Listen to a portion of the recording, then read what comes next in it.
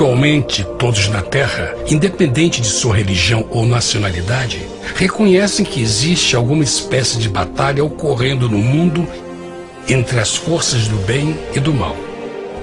Uma luta colossal entre a luz e as trevas, a verdade e o erro, a opressão e a liberdade, o bom e o mal, e finalmente, a vida e a morte. Qual é a história por trás deste evidente paradoxo? Muitas religiões, assim como a Bíblia, ensinam que além deste véu tridimensional do mundo físico que vemos, existe outro mundo espiritual que não podemos ver. Nesta realidade invisível ao nosso redor, se desencadeia uma batalha titânica entre o herói supremo e justo contra o vilão mais cruel e maligno. A grande pergunta é: quem são esses personagens e como e onde começou esta crise cósmica? Este é o maior mistério de todas as épocas e a história mais fascinante e verdadeira que jamais tem sido contada. Esta crise envolve cada pessoa sobre a Terra. Sim, cada pessoa.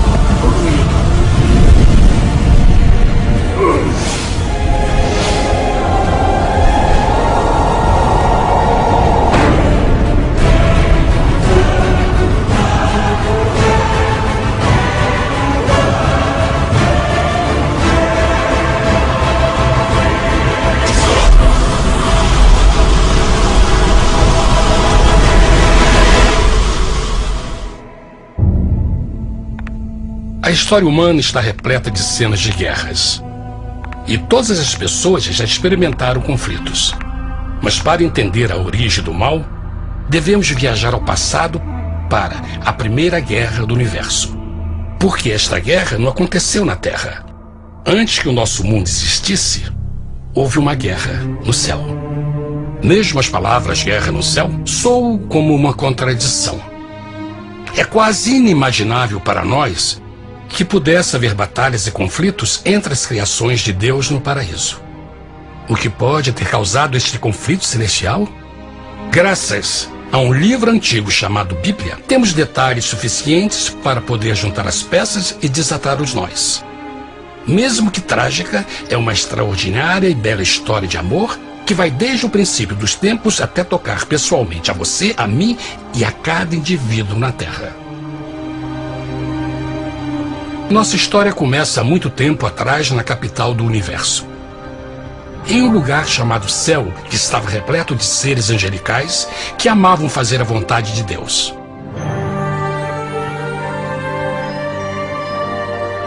Sob o justo e amoroso governo do Criador, todo o céu desfrutava uma existência de felicidade e perfeita paz. O príncipe supremo do paraíso e comandante dos anjos era o poderoso e amoroso Filho de Deus, mais conhecido com o nome que adotou quando veio à Terra, Jesus.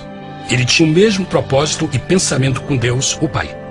O céu, sob o comando compassivo do Pai, Filho e Espírito Santo, provou ser um maravilhoso lugar de paz e alegria. Para realizar as ordens de Deus, a Trindade estava rodeada de um oceano virtual de inumeráveis espíritos ministradores chamados serafins e querubins, mais conhecidos como anjos. Estas poderosas e inteligentes criaturas descobriram que a felicidade estava em cumprir as ordens do Todo-Poderoso. Mas Deus criou um extraordinário anjo para atuar como líder de toda a multidão celestial. A Bíblia nos diz que seu nome era Lúcifer, que significa portador da luz. Este querubim foi o maior ser criado por Deus e assumia a posição mais próxima do trono de Deus, estando diretamente sob a autoridade de Jesus. A tarefa de Lúcifer era difundir a luz e o conhecimento da vontade de Deus a todos os outros anjos. Lúcifer foi o mais esplêndido ser criado por Deus. Era extremamente bonito e dotado de enormes poderes de liderança e organização. Entre os anjos, ele foi muito admirado, respeitado e amado como amigo. Mesmo assim, Deus previu o mal que Lúcifer estava a ponto de introduzir no reino da luz. Cheio de sabedoria e formosura, de todas as pedras preciosas te cobrias. Tu eras o querubim, ungido para cobrir, e te estabeleci. No monte santo de Deus estavas, no meio das pedras afogueadas andavas. Perfeito eras nos teus caminhos, desde o dia em que foste criado, até que se achou iniquidade em ti. Quando Lúcifer percebeu a sua beleza e poder, seu coração pouco a pouco começou a mudar.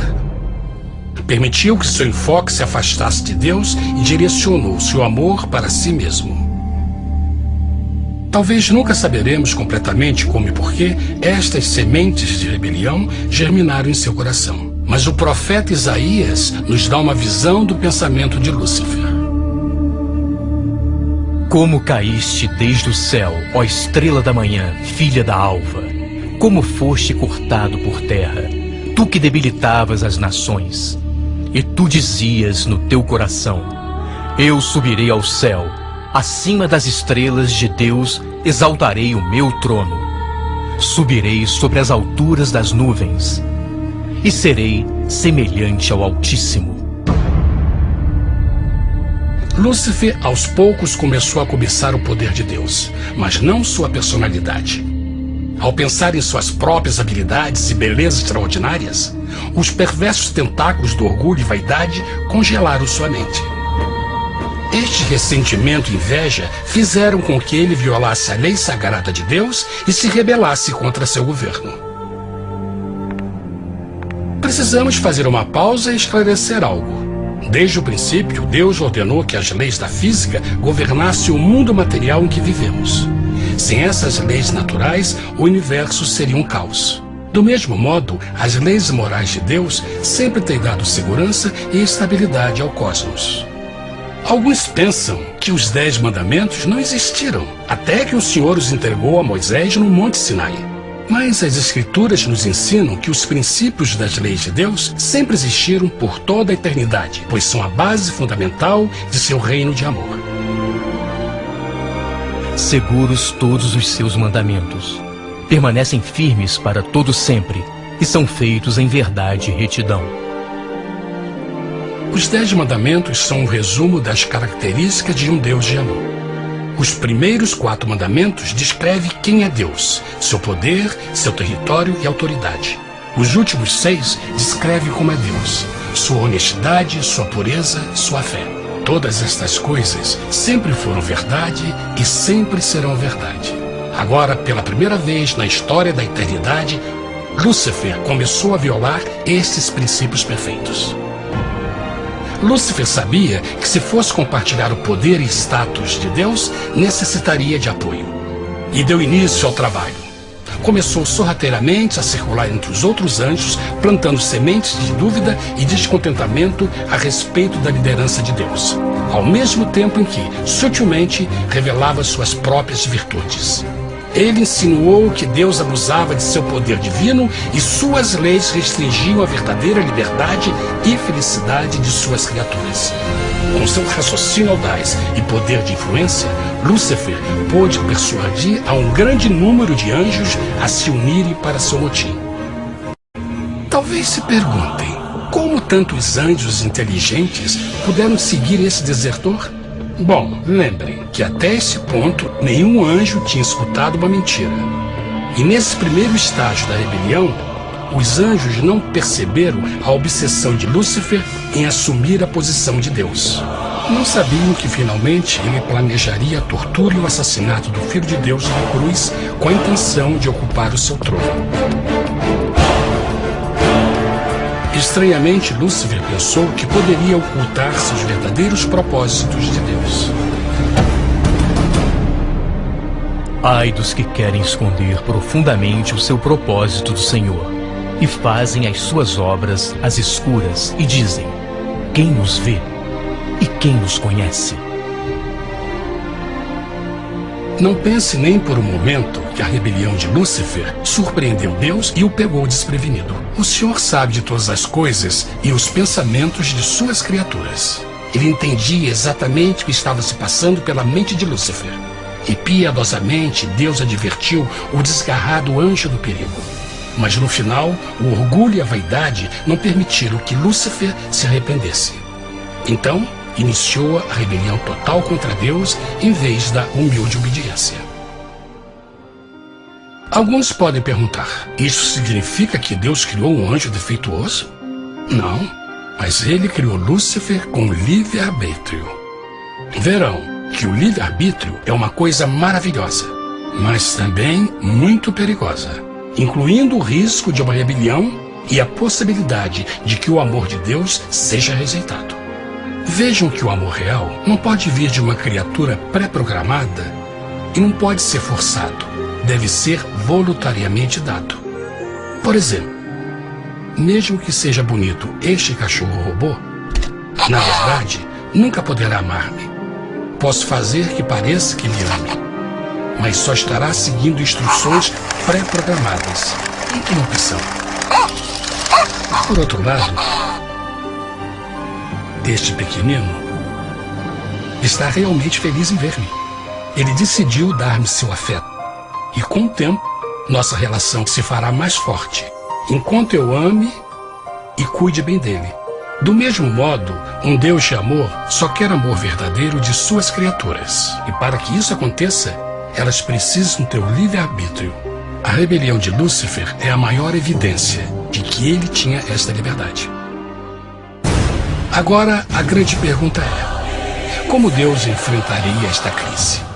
Como lidaria com Lúcifer e com os milhões de anjos que se uniram nessa rebelião? Muitos questionam por que Deus não acabou imediatamente com a rebelião. Afinal, ele poderia facilmente vaporizar Lúcifer com um raio.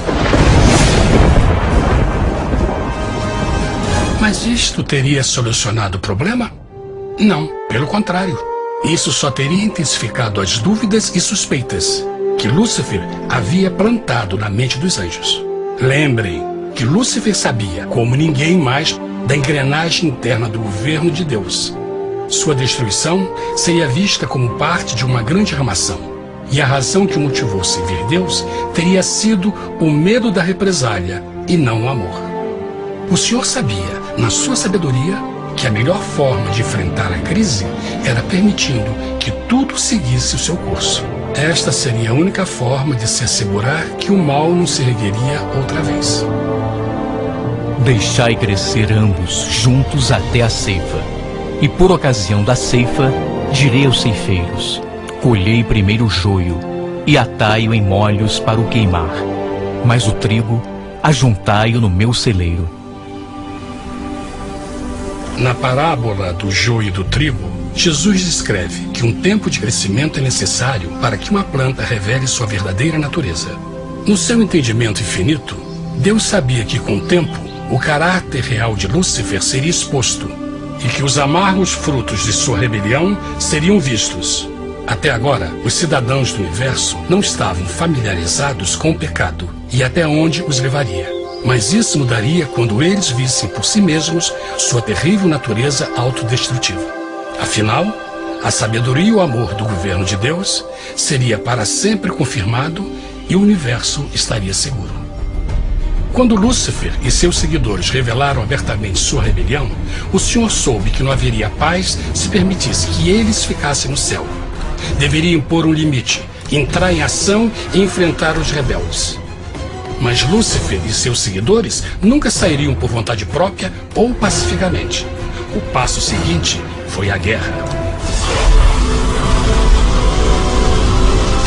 E houve batalha no céu. Miguel e os seus anjos batalhavam contra o dragão. E batalhavam o dragão e os seus anjos. Mas não prevaleceram, nem mais o seu lugar se achou nos céus. E foi precipitado o grande dragão, a antiga serpente, chamada o Diabo e Satanás, que engana todo mundo. Ele foi precipitado na terra, e os seus anjos foram lançados com ele. A Bíblia não revela exatamente que tipo de armas foram usadas durante este conflito cósmico. Mas esta guerra foi como nenhuma guerra que os olhos mortais já viram. Apocalipse 12:4 nos diz que finalmente Lúcifer e 1/3 dos anjos de Deus foram expulsos do paraíso.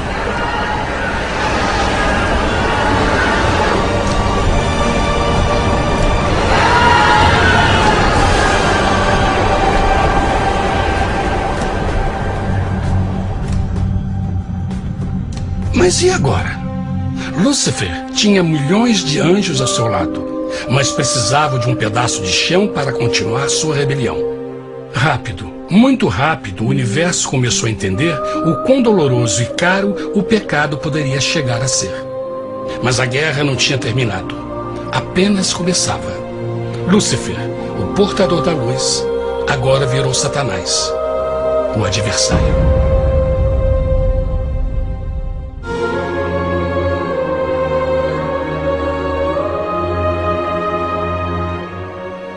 Depois da guerra no céu, Satanás e seus anjos caídos foram expulsos da corte de glória. Por um tempo, o diabo e seus demônios vagaram pelo universo buscando inutilmente mundos que se compadeceram e se uniram à sua rebelião. Enquanto isto, o coração de Deus sentia intensamente o vazio que deixou a perda de Lúcifer e seus anjos. Então o Pai, o Filho e o Espírito Santo retomaram seu trabalho favorito, o maravilhoso trabalho da criação. Decidiram fazer um mundo novo, pleno, com muita variedade e diversas criaturas de amor. Este novo mundo seria único, porque as criaturas principais seriam feitas à imagem de Deus.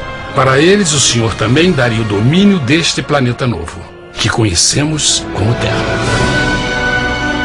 No princípio, Deus criou a terra.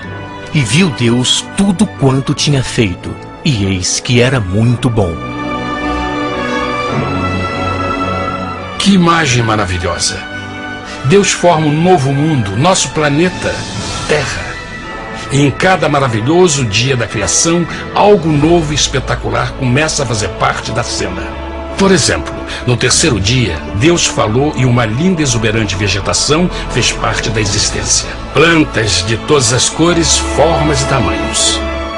No quinto dia, o mundo estava repleto de espantosas e exóticas criaturas, que podiam tanto se elevar aos céus como deslizar pelas águas azuis. E outras podiam fazer as duas coisas.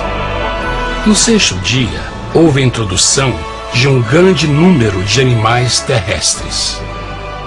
Desde o gigante elefante até o pequeno esquilo, cada um encontrou um lugar nesse novo planeta para viver em harmonia com o resto da criação. E também no sexto dia, Deus criou o homem. E disse Deus: façamos o homem à nossa imagem conforme a nossa semelhança. E formou o Senhor Deus o homem do pó da terra, e soprou em suas narinas o fôlego da vida, e o homem foi feito alma vivente.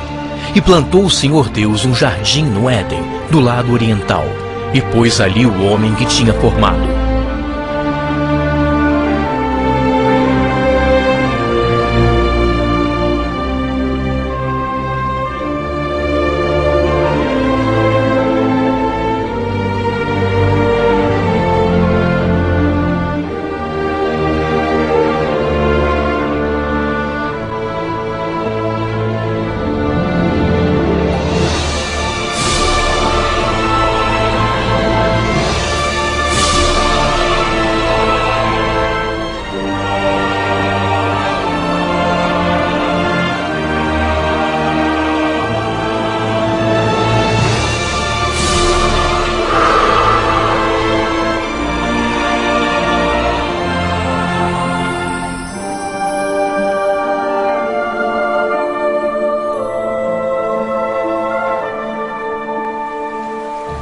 Mas que grande honra ser criado à semelhança de Deus, ser um indivíduo com liberdade de pensamento.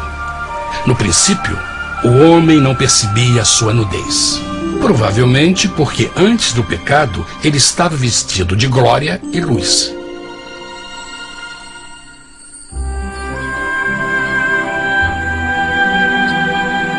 Deus também criou a companheira perfeita para Adão, sua bela esposa Eva.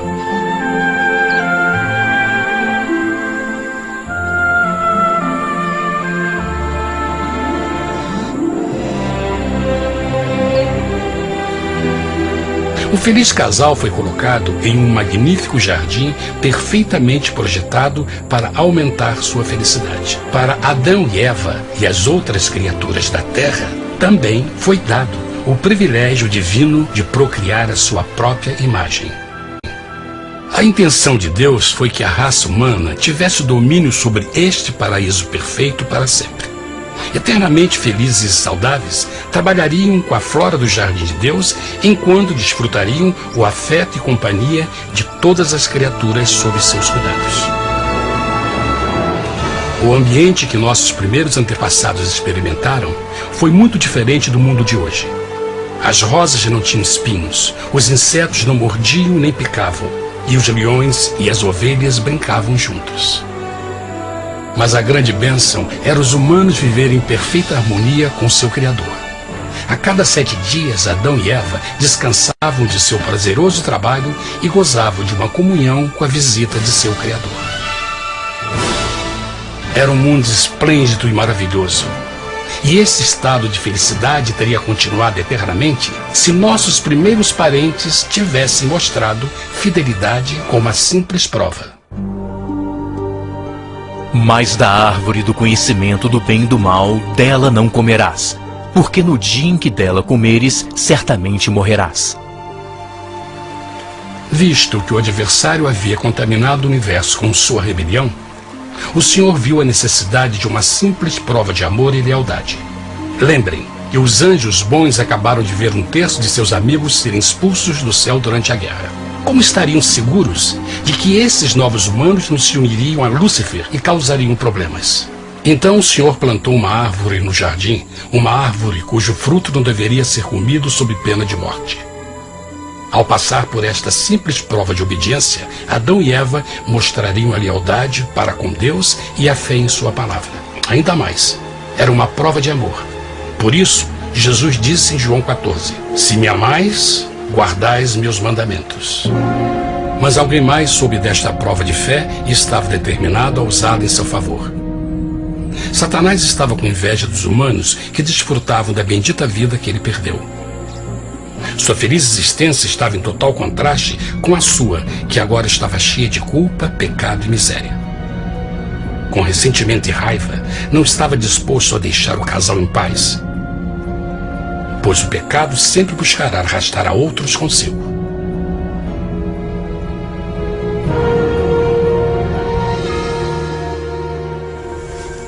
Então um dia, quando Eva estava concentrada em seu agradável trabalho, se viu sozinha e muito perto da árvore proibida. Foi quando Satanás viu sua oportunidade. Através de uma serpente hipnotizante, o anjo caído chamou Eva até a árvore e a envolveu em uma conversação.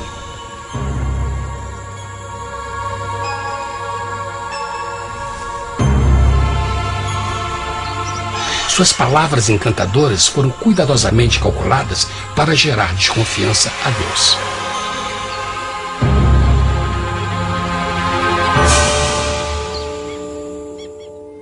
A serpente replicou à mulher, de modo algum morrereis. Deus sabe que no dia em que dele comerdes, vossos olhos se abrirão e sereis como Deus, conhecedores do bem e do mal. A mulher notou que a árvore era boa para comer, pois era atraente aos olhos e desejável para alcançar sabedoria. Colheu o seu fruto e comeu. Deu também ao seu marido, que comeu assim como ela. Tragicamente, quando Eva escutou a suave e sedutora voz do tentador, começou a ter certas dúvidas da palavra de Deus. A serpente enganou-o com a promessa de grande poder e sabedoria. Isso chamou sua atenção. Além disso, aparentemente um fruto deu à serpente a habilidade de falar. Que outros poderes poderia dar a ela? E mesmo tendo acabado de conhecer a serpente, ela confiou em sua palavra acima da de Deus, quem a criou, e lhe deu um paraíso para viver. Então Eva comeu o fruto proibido e convenceu seu esposo a fazer o mesmo. Adão poderia ter escolhido ser fiel a Deus, mas colocou seu amor pela esposa acima do seu amor por Deus. Quando os nossos primeiros parentes mostraram lealdade ao inimigo, o domínio da terra foi tomado por Satanás. Não sabeis que, vos oferecendo a alguém para lhe obedecer, vos tornais escravos daquele a quem obedeceis? Ninguém pode servir a dois senhores. Este mundo agora seria o último campo de batalha entre o bem e o mal, e o coração de cada homem e mulher seria o prêmio. Adão e Eva não se deram conta desse tempo, mas seu momento de desconfiança e desafio abriria as comportas do sofrimento de milhões de pessoas durante milhares de anos.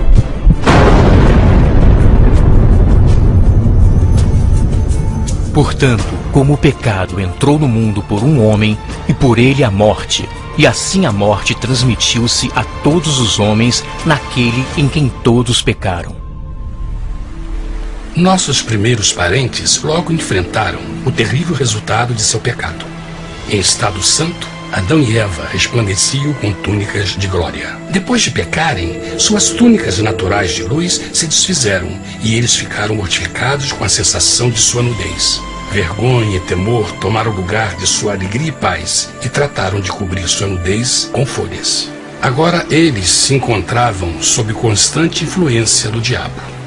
Ao ceder à tentação, debilitaram sua natureza, e Satanás ganhou poder sobre a humanidade. As pessoas não podiam resistir às tentações do diabo com sua própria força.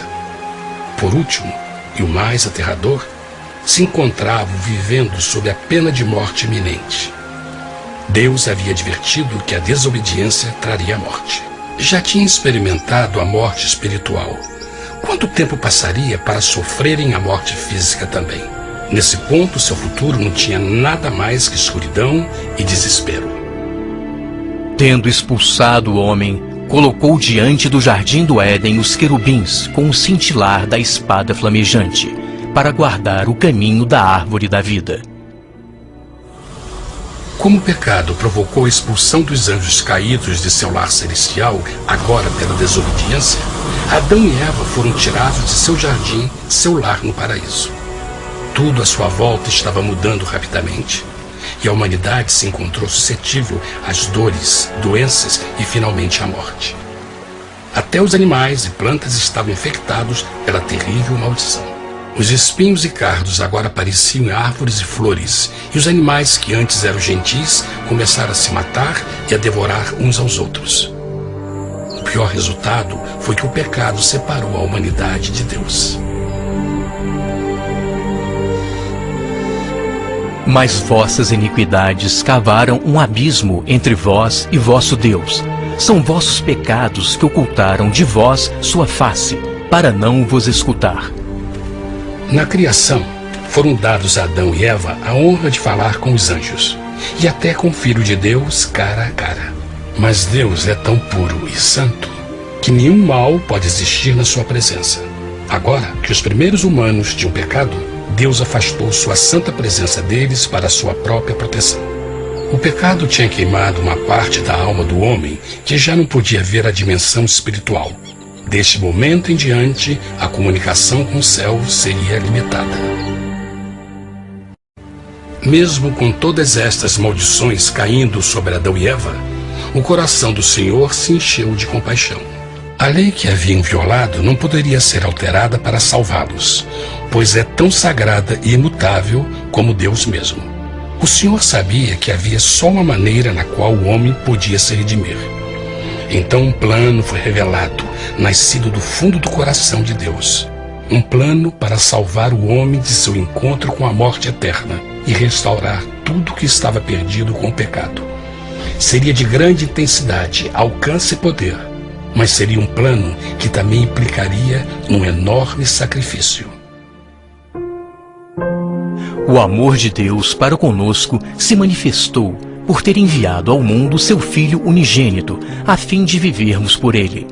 Nisto consiste o amor, não em termos nos amado a Deus, mas em ele nos ter amado e enviado seu Filho para se sacrificar por nossos pecados.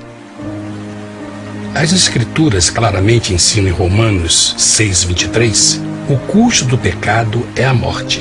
A lei violada demandava a vida do pecador e só tinha um em todo o universo qualificado como substituto da humanidade.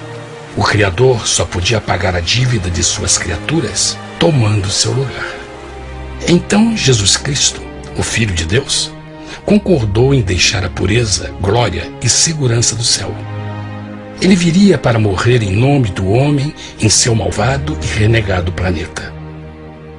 Ele nasceria como um inocente e indefeso bebê, suportaria uma vida de dor e vergonha e mesmo assim viveria uma perfeita e vitoriosa vida. Finalmente, ele teria uma morte humilhante para poder ser o substituto da humanidade caída. Por seu sacrifício, a humanidade incrivelmente receberia uma nova oportunidade de ter a vida eterna. Seu sangue seria o resgate para um mundo raptado por Satanás. Este maravilhoso plano de redenção foi graficamente ilustrado no sistema de sacrifício de animais ordenado por Deus depois da queda do homem. O Senhor tinha avisado Adão e Eva que iriam morrer no dia em que comessem do fruto proibido. E como que permaneceram vivos? A Bíblia nos diz que imediatamente depois do pecado, Deus providenciou roupas na forma de peles de animais. É bom notar que o Apocalipse se refere a Jesus Cristo como a ovelha que foi morta desde o princípio do mundo. Isso indica que uma ovelha foi sacrificada no mesmo dia para prevenir suas mortes imediatas. Pela fé, neste sacrifício, suas mortes foram simbolicamente transferidas deles para a criatura inocente. A ovelha certamente era a representação de Jesus. Assim, um raio de esperança foi dado em uma situação de escuridão e desespero. Através do arrependimento e a fé no sangue do Messias, qualquer humano poderia uma vez mais ser filho de Deus. Mas mesmo com este grande plano para a humanidade, Satanás ainda tinha o domínio da terra. E a vida na terra não estava fácil. No mundo haveis de ter aflição, mas coragem, pois eu venci o mundo. Naturalmente, muitos se perguntam, como um Deus amoroso e poderoso permite dores e sofrimentos no nosso mundo atual? Mas está claro desde o Gênesis que Deus nunca quis que nós tivéssemos o conhecimento da dor dessa vida. Quando o mundo saiu das mãos de Deus, a terra era um maravilhoso paraíso. Foi o pecado de Adão e Eva que deu a Satanás o direito de assumir o controle deste planeta. Devido à sua trágica eleição, o diabo e seus súditos ganharam o poder de tentar e atormentar os humanos, introduzindo a doença, a dor e o sofrimento. Talvez fosse melhor perguntar: por que Satanás não tem o controle total da humanidade? A resposta é Jesus Cristo. Talvez já perceberam que a morte de Jesus na cruz deu a cada um de nós a oportunidade de sermos salvos, mas na verdade fez muito mais do que isso. Quando o Salvador ofereceu sua vida para redimir a terra, esse ato poria restrições ao controle de Satanás sobre a humanidade. Satanás não poderia forçar nossa vontade e seu poder de nos ferir seria limitado. O sacrifício de Cristo também nos trouxe um tempo de prova, durante o qual poderíamos ver a diferença entre o governo de Deus e o de Satanás, e então decidir a quem servir.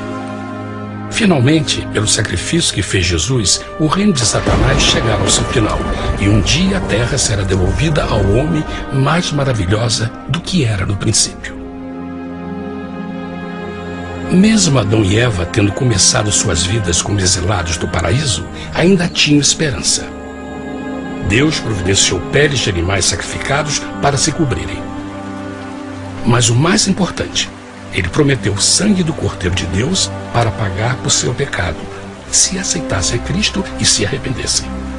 Uma grande pergunta permanece: as pessoas aceitaria o grande presente de Deus?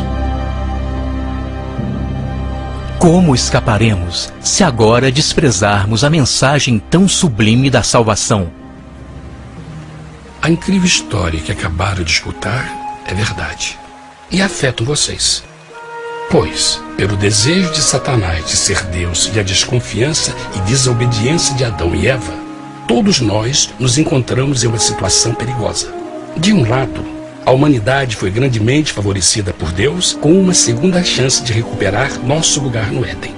Por outro lado, se nós desistirmos de aproveitar esta grande chance, nos tornaremos escravos de Satanás e finalmente seremos destruídos quando Deus limpar o universo do pecado. Amigos, não há melhor hora de fazer sua escolha por Jesus do que agora mesmo. Nenhum de nós sabe quanto tempo mais teremos que viver nesta terra. Jesus nos tem mostrado grande interesse no seu bem-estar e seu amor por vocês o levou a providenciar uma maneira de escaparmos de uma futura destruição. Ele quer que você o aceite e se arrependa de seus pecados. Através de Cristo, pode encontrar o perdão para tornar-se como Ele em caráter. A triste notícia é que Satanás atua de todas as formas possíveis para evitar que aceite o presente da salvação de Deus. Devido à nossa rotina da vida, o amor ao dinheiro ou alguma outra distração fascinante, ele trabalha para manter a todos ocupados e afastados do que, na realidade, mais importa, sua salvação eterna. Para que entenda a realidade da situação e que se você não escolhe a Jesus por omissão, está escolhendo a Satanás. Mesmo que a terrível escolha de Adão e Eva nos traga morte e miséria, vocês agora podem tomar uma melhor decisão. Deus está oferecendo uma paz que satisfaz o anseio mais profundo de sua alma e uma alegria que não encontrará nas atribulações deste mundo. O desejo que tem o coração de Deus é que seja salvo e esteja com Ele no paraíso. Mas o único que pode mantê-lo fora do céu é você. Imagine a tragédia que seria se você recusasse este precioso presente. Você pode decidir hoje e aceitar a salvação que Deus prometeu. Na verdade, nesse momento, pode aceitar a vida eterna através de Jesus Cristo. Posso convidá-lo para que acompanhe agora mesmo em uma simples oração, aceitando sua maravilhosa oferta? Por favor, repita depois de mim. Querido Pai Celestial, venho a Ti agora e humildemente pedir Teu perdão. Senhor, confesso que sou um pecador e violei Tua santa lei. Entendo que a pena por esse pecado é a morte. Acredito que Jesus Cristo sofreu e morreu na cruz para receber o castigo por todos os nossos pecados.